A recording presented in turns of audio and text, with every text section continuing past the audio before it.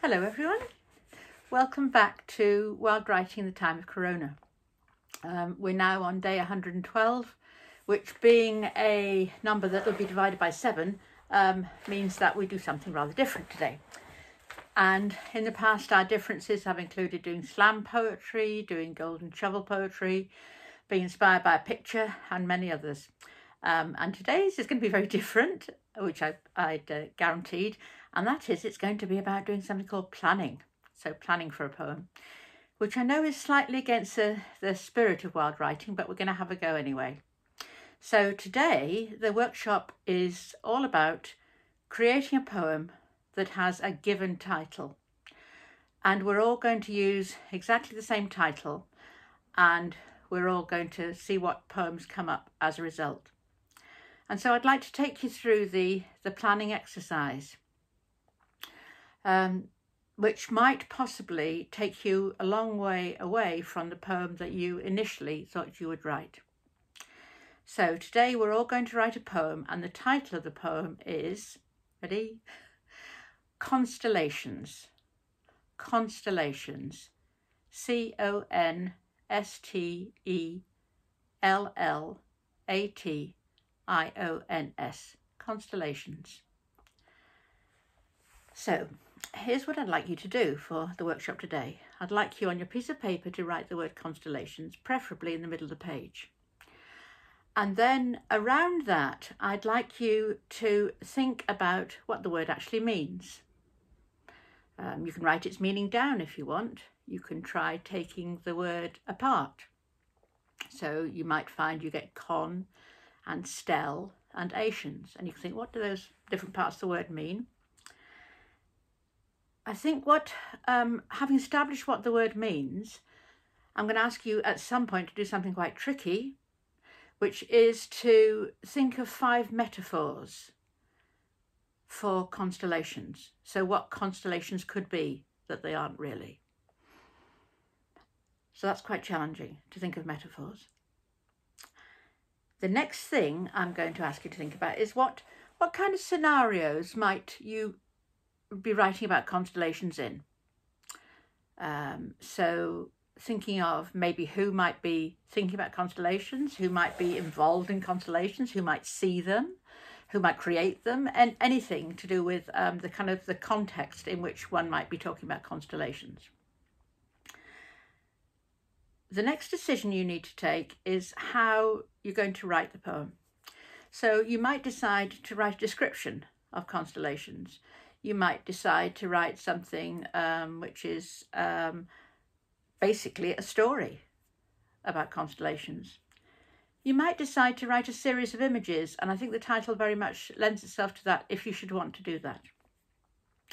So that's what I'd like you to do, and I would like you to spend 5 minutes, 10 minutes planning.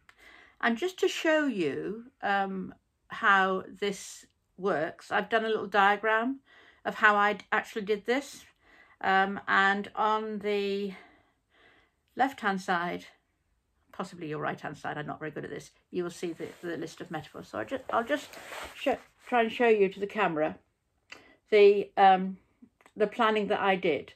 So it's basically like a mind map or a spider diagram or whatever, however you want to describe that.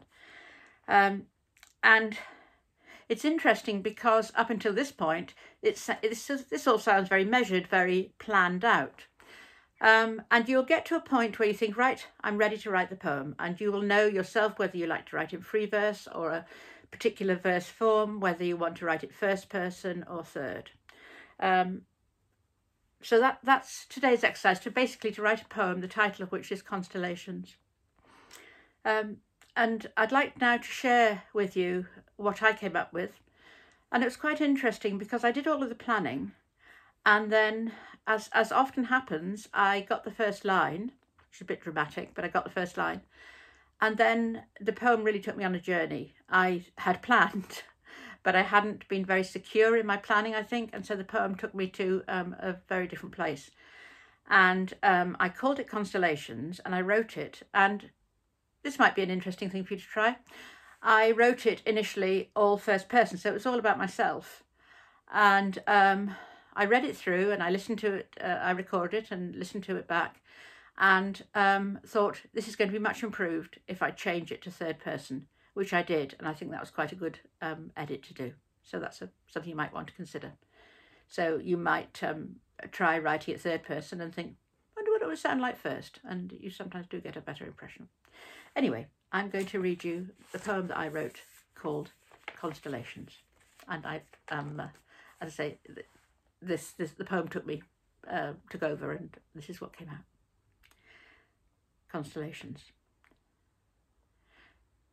Dead, they come to him singly and oft-time in battalions, silently showing their scars, tears petrified by time, smiles illuminating all the empty spaces.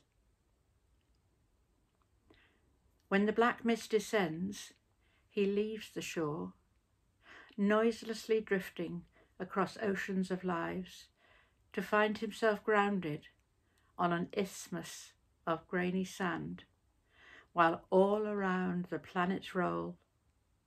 Velvet night wraps him in her arms, and all he can do is see constellations whirling from beneath his shadowy feet, like tiny fireflies twinkling above an unfathomable sea.